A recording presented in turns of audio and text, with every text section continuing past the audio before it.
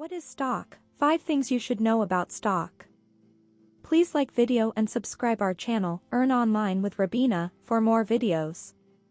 A stock is a type of security that represents ownership in a company and represents a claim on part of the company's assets and earnings.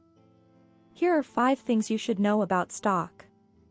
1. Stocks are traded on stock exchanges, such as the New York Stock Exchange, NYSE, and the Nasdaq. 2. The price of a stock is determined by supply and demand in the market. 3. There are different types of stock, including common stock and preferred stock. 4. Owning stock in a company means you are a shareholder and have a stake in the company's performance. 5. Stocks can be risky, as their value can fluctuate significantly in response to market conditions and company performance.